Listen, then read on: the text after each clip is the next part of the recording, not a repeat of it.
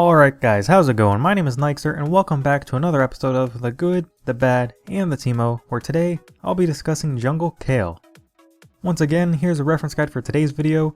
I provide one of these at the beginning of every episode in the series for anyone who may be interested in trying it out for themselves, and for anyone who may be curious how I specifically went about itemizing this build for the sake of the video.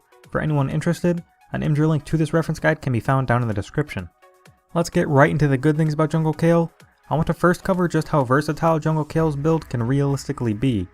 You can technically build any of the 4 jungle enchants, although Blood Razor and Runic Echoes are likely to be your best options.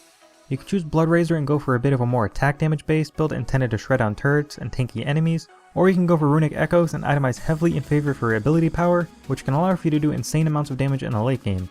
Depending on which you choose, you'll have 2 entirely different great aspects in the late game. You'll either be incredible at sieging turrets with Blood Razor, as your high attack speed coupled with your heal can allow for you to essentially solo turrets with very few minions. This creates a major split push threat, which will likely require at least 2 of your enemies to respond to, which creates an advantage for the rest of your team.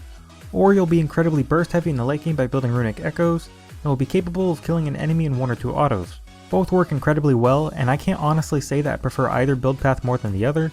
Kayle is an extremely useful champion regardless of what role she is played in, which makes picking her as a jungler a bit of an added bonus. You can provide a ton of utility to your team, with both your slows and your heal, which means even if you do fall behind, you'll still be able to act as a secondary support.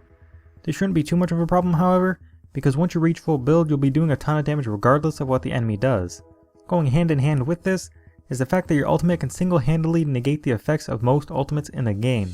You have the ability to completely turn the tides of a teamfight by saving an ally AD carry, or even yourself, and allowing either you or them to dish out tons of damage for the brief moment that they are invulnerable. As a small little bonus, the cooldown of your ultimate isn't all that long when you consider the impact it can have on a teamfight, and for the most part you should have plenty of time for it to come off cooldown between each fight. And finally, Kayle is a very easy champion to learn how to play, because she requires pretty much no mechanical ability. Pretty much all of your damage comes from your ranged auto attacks, and other than that, the only somewhat difficult thing to do may be timing when to cast your ultimate. Kayle is an easy champion for beginners to pick up, and playing her in the jungle is no different. Despite all that, there are still a few bad things about Jungle Kayle. One of the most prominent will be her slow early clear speed. This is primarily because in the early game you won't have the mana required to spam your E, so you won't have the AoE damage to quickly clear jungle camps. Spamming your E will lead you to the next bad thing about Jungle Kayle, which is the fact that she is very mana dependent. This shouldn't be a huge issue once you've reached the mid game, but in the early game you may find yourself constantly running out of mana from trying to power farm your jungle. In these cases you'll probably want to build Runic Echoes, as it will help you out a bit with your early clear by providing a bit of extra AoE damage. On top of this early game weakness, you'll also be prone to jungle invades prior to hitting level 6.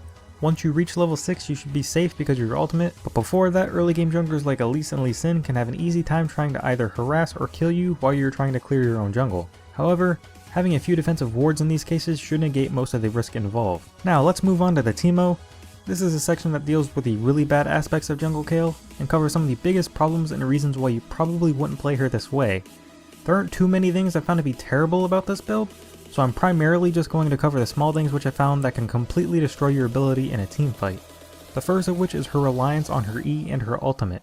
Without both of these, you can't confidently approach a teamfight without the risk of getting burst down or out damaged. You desperately need your E so you can keep your distance from the enemy and kite while dishing out tons of damage. This doesn't have a very long cooldown, so it shouldn't be much of an issue, but on more than one occasion I found myself losing out on a kill or 2 simply because it went on cooldown right as I needed it. Your ultimate being on cooldown means that you and any ally on your team is prone to being one-shot, and you should generally try and space your teamfights out around its cooldown. And finally, the most annoying thing I found when playing this specific build was how destructive silences were. While there aren't many champions left who still have silences, those that do have the ability to be a complete nightmare, as you won't be able to deal out any damage or protect yourself with your ultimate if you are silenced for several seconds. But that's all I have for today's video. I really like playing Kayle, and I think that Jungle Kayle is a really fun build simply because of the threat you pose in the late game. Because it is so easy to pick up, I can easily recommend that you try this if you are interested in any way. Because Kayle's kit offers so much in terms of survivability that it becomes incredibly forgiving if you make a few mistakes. It's also pretty fun just to throw some different items in the build from time to time because pretty much any item works to a decent extent. Feel free to leave a like if you did enjoy the video, and subscribe if you are new around here and would like to see more. If you didn't like the video, feel free to leave a dislike.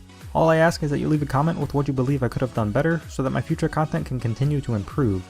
But anyways, that's all I have for you guys in this video. I hope you've enjoyed, and I will see you all in the next one.